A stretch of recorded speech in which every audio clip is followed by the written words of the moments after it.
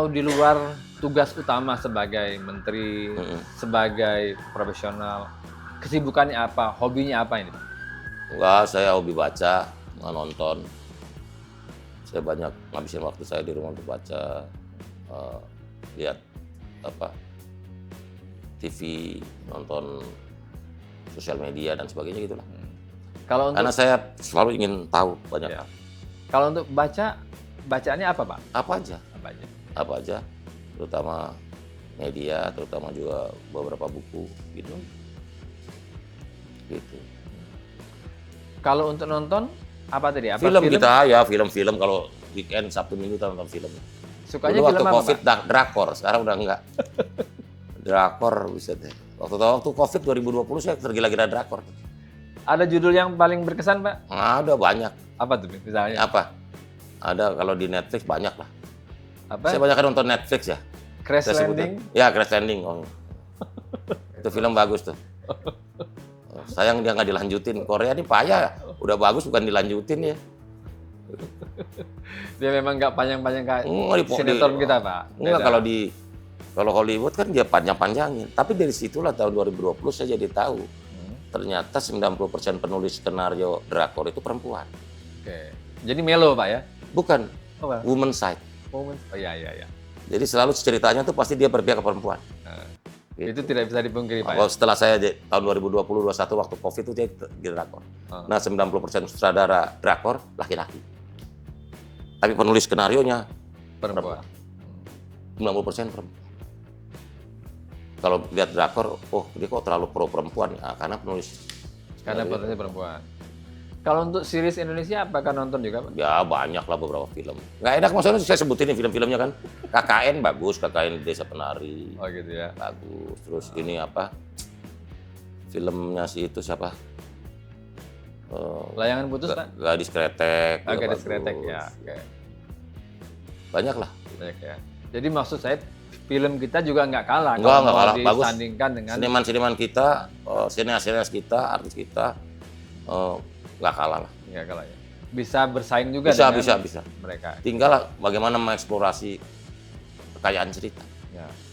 Karena sebenarnya harusnya Indonesia ini negara yang paling kaya cerita loh. Mau hantu aja versinya ada 200 hantu. Negara lain cuma satu paling. Kita mau hantu udah ada di Indonesia. Iya kan? Sekarang film horor lagi booming, Pak. Justru itu, makanya saya bilang kekayaan cerita harusnya Indonesia paling nomor satu di dunia. Kekayaan cerita loh. Ya. Saya kan contohin doang film horor. Ya. Horor kita hantunya 200 kan. Ya. Negara lain paling satu, dua. Hantunya doang. Ya. Kita 200 hantunya. Gitu. Baru dari sisi hantu, belum cerita yang lain, belum kearifan lokal, keanekaragaman budaya kita. Ya. Jadi kalau soal cerita sebenarnya Indonesia sangat kaya. Ya. Harusnya. Tinggal eksekusi di tingkat sinematografi kan. Seperti apa? Diangkat ke film segala macam. Begitu. Kalau untuk Bapak ketika nonton film horor yang paling excited itu di sisi mananya, Pak?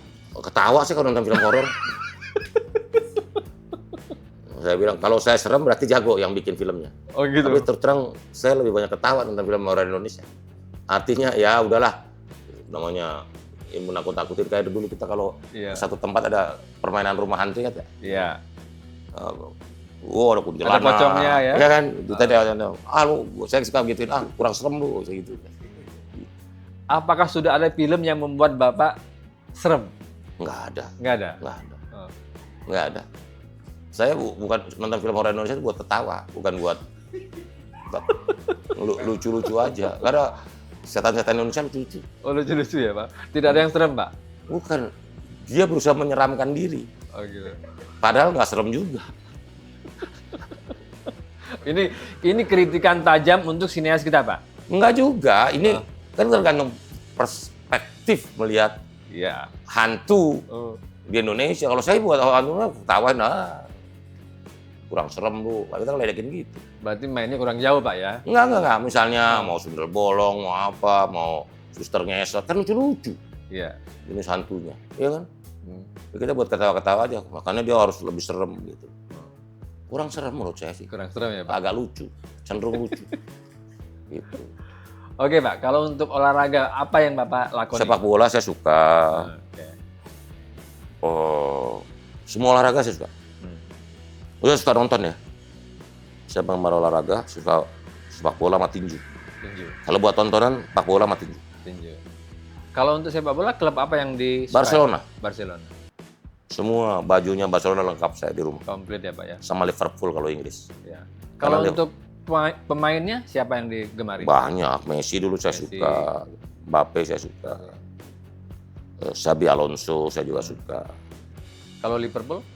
Liverpool dari dulu, karena waktu zaman muda, zaman di kampus yang lihat Liverpool asik juga nih, klub nih lambangnya burung bango nih lagi ngambil mawar. Jadi si favorit saya itu jadinya. Cuman karena lihat logonya dia burung bango mawar itu. Gara-gara logo ya Oh sukanya iya, Pak, saya bukan suka karena sama- pemainnya nih. Wah, awalnya logonya lucu juga nih klub Liverpool. Gitu. Sekarang saya penggemar The Reds, Liverpool. Gitu. Anak saya Chelsea, The Blues. Chelsea. Biar aja saya The Reds. Biarin. Gitu. Nah kalau di rumah lagi Nggak apa-apa, biasa aja. Liverpool kan lagi bagus-bagusnya, ada Salah, ada apa sekarang ya. Gitu. Seperti itu. Oke Pak, apa nih pesan Bapak untuk anak muda supaya belajarnya bagus, tidak terjerumus hal-hal yang tidak benar? Satu, optimis. Dua, Ya. negara ini punya momentum untuk jadi negara maju di tahun 2045. Ya. Karena prediksi seluruh lembaga di dunia, kita itu di tahun 2050 bisa menjadi negara dengan ekonomi nomor 4 terbesar di dunia. Ya. Jangan Oke. sia-siakan waktu untuk belajar, untuk bekerja keras. Karena negara ini akan menjadi maju, kuat dan besar serta disegani negara lain karena faktor sumber daya manusianya. Ya. Gitu. Karena itu belajar yang rajin, kerja yang keras. Itu aja pesan untuk generasi muda. Karena apa? Karena sekarang lebih mudah dibanding zaman saya. Misal zaman saya nih, ke kampus nyari satu buku bisa 1 jam. Dia perpustakaan. Sekarang nggak sampai 1 detik udah bisa nemuin bahan.